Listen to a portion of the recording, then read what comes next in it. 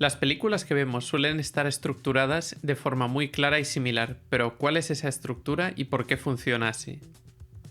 La estructura más básica seguro que la conocéis: inicio, nudo y desenlace. Nos la enseñan de pequeños y es la que conocemos y usamos para la mayoría de historias, desde Aristóteles en la antigua Grecia. Es la también llamada estructura de 3 actos, y en estos 3 actos tenemos otras pequeñas divisiones. Esto que explicaré a continuación estará enfocado a cine, pero en novela o en teatro funciona de forma similar. En el primer acto tenemos la premisa inicial, vemos cómo es el mundo del protagonista, luego tenemos el incidente inicial o incidente incitador, que propulsa al protagonista a iniciar la aventura. Y entramos en el segundo acto.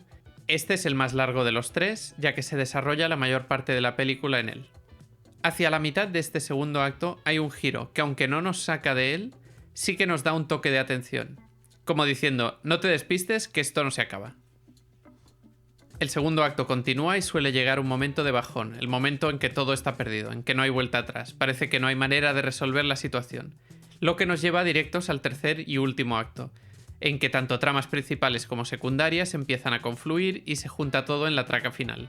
Aquí llega el clímax, en que el protagonista tiene que tomar una decisión, realizar una acción, un sacrificio, etc. Ahora lo veremos todo con ejemplos, usando Matrix, que tiene todos estos elementos marcados de forma muy clara.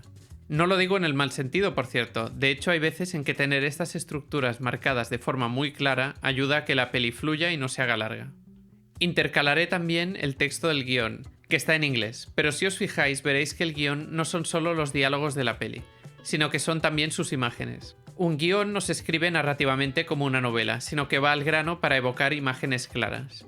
Debido a esto, en general los guiones de cine tienen el mismo número de páginas que el número de minutos de la película. Funcionan a página por minuto en general. En fin, a lo que iba. Spoilers de Matrix, por cierto. En Matrix tenemos un pequeño prólogo con Trinity. Y lo llamo prólogo porque ella no es la protagonista, así que este trocito se sale de esta estructura que comentaba. Esto es importante. Que exista esta estructura no quiere decir que no se pueda usar otra y alargar un acto u otro. Lo que pasa es que, como todo, hay que hacerlo con cabeza, ya que si no se puede volver todo muy caótico o aburrido. Después de esta escena inicial vemos al protagonista, Neo, en su vida normal. Primero nocturna, como hacker, y luego de día, como Thomas Anderson, en una oficina, sintiéndose fuera de lugar. Más adelante, después del encuentro con los agentes y demás, se encuentra con Trinity y luego con Morfeo, que le explica que tiene dos opciones, la píldora roja o la azul. Y al elegir la roja entramos en el segundo acto, en que descubrimos el mundo real fuera de Matrix. Por cierto, los actos y el clímax suelen y generalmente deben estar impulsados por las decisiones tomadas por los protagonistas, como en este caso Neo eligiendo la píldora roja. En este segundo acto, sobre todo al principio de él, vemos también cómo las leyes físicas se pueden manipular en este mundo virtual, tal como le enseñan en los entrenamientos.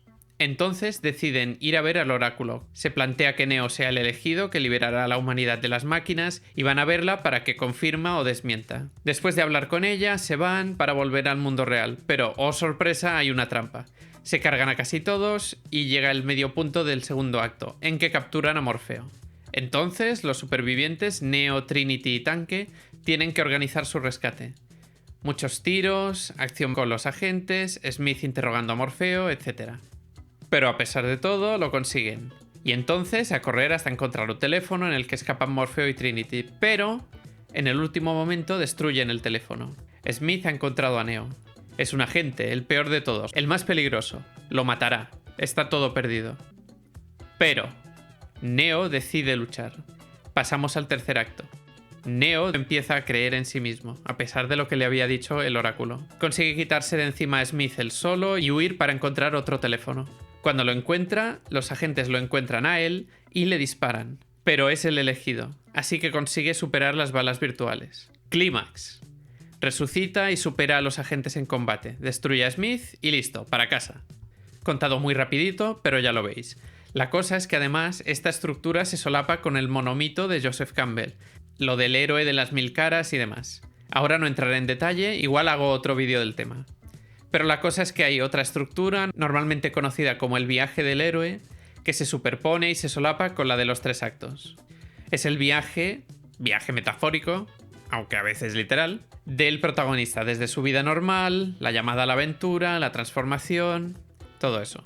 Es en lo que básicamente se basó George Lucas para hacer Star Wars, la primera. Si os fijáis, el viaje de Luke es el de Neo. Vida normal, encuentro de un nuevo mundo del que solo había oído hablar, encuentro con el mentor, encuentro con el villano, acabar creyendo en sí mismo o en sus habilidades, etc. En fin, volvamos a lo de los 3 actos. El caso es que esta estructura está presente en casi todo el cine, con más o menos gracia. Un par de ejemplos más. Spoilers de Seven y de La Comunidad del Anillo. En Seven, los protagonistas se conocen como detectives, vida normal, premisa. Se encuentran un caso raro, Somerset, Morgan Freeman dice que esto va para largo, que va a haber más casos conectados. Y efectivamente, hay otro caso de asesinato conectado con el inicial, hay un asesino en serie que relaciona los asesinatos con los pecados capitales, incidente inicial, pasamos al segundo acto, en el que se investigan estos casos. Durante este segundo acto, los agentes hacen trampa, por decirlo de alguna forma, con una táctica policial poco limpia, y descubren dónde vive el asesino. Punto intermedio. Ya que el asesino les encuentra a ellos en su casa, hay un tiroteo y se dan cuenta de que ya se habían encontrado en otro momento. Seguimos en el segundo acto, pero ha habido un giro gracias a esa trampa. Lo que decía, que no nos aburramos, que el segundo acto sigue, la investigación continúa, pero hay girito, hay movimiento en la trama. Luego, más adelante, no consiguen avanzar, siguen encontrando víctimas, se estanca el caso, hasta que John Doe, el asesino, se entrega en la comisaría. Entramos en el tercer acto, el periodo de la investigación del segundo acto se ha acabado, así que le siguen la corriente, el asesino les conduce al desierto y uno de los protagonistas debe decidir algo. Y lo decide. Clímax.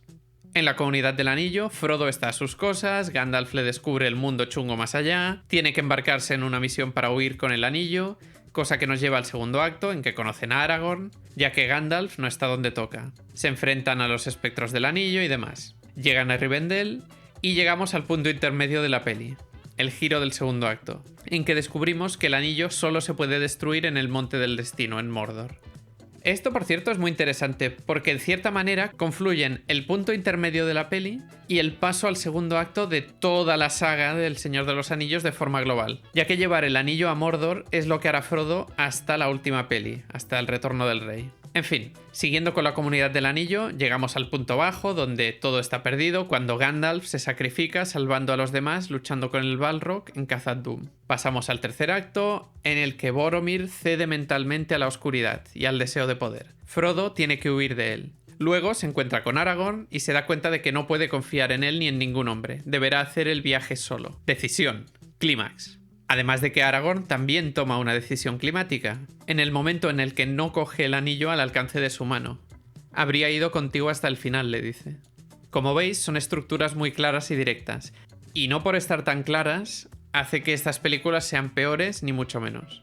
Esto se explica con mucho más detalle en el libro de El Guión de Robert McKee. Por otro lado, ni este vídeo ni ese libro deben tomarse como reglas escritas en piedra que sean totalmente inmutables. No son fórmulas matemáticas que vayan a funcionar siempre y de forma exacta. Son más como una guía, una estructura, unos andamios para construir la historia a su alrededor si es que es necesario. De hecho, en la peli Adaptation, sobre un guionista que intenta adaptar un libro y no sabe cómo hacerlo, aparece una versión de Robert McKee, el escritor del libro, una especie de parodia, ya que en el libro Robert McKee está terminantemente en contra de la voz en off en el cine, llamándola totalmente anticinematográfica. Pero claro, usada bien puede realzar una película, como suele hacer por ejemplo Martin Scorsese en muchísimas de sus pelis. En fin, lo que quiero decir es que es importante conocer estas estructuras para luego poder saltárselas si eso tiene algún propósito para la historia. O por diversión, ¿qué más da? Además, si las veis venir y las tenéis claras, podéis adivinar más o menos el tiempo de cada peli. El primer acto suele durar entre 20 y 30 minutos, luego el segundo 60 o 70, a mitad del cual tenemos el punto intermedio, y pasado esto llegamos al tercer acto, que suele ser el más corto. Repito que esto suele ser en general, no es una fórmula exacta, y evidentemente en películas más largas cambia un poco dado que todos los actos se alargan en proporción, aunque en general el que más debería durar es el segundo, ya que si se alarga demasiado el primero o el tercero corremos el riesgo de aburrirnos. Y ya está, espero que os haya gustado, no he hablado de las escenas ni del subtexto, pero si veo que interesa puedo hacer más sobre esos temas. Seguidnos en el podcast de Ojo al Cine, mirad los flashbacks más enfocados a comedia y sugerid si os interesan otros temas. Hasta la próxima, adiós.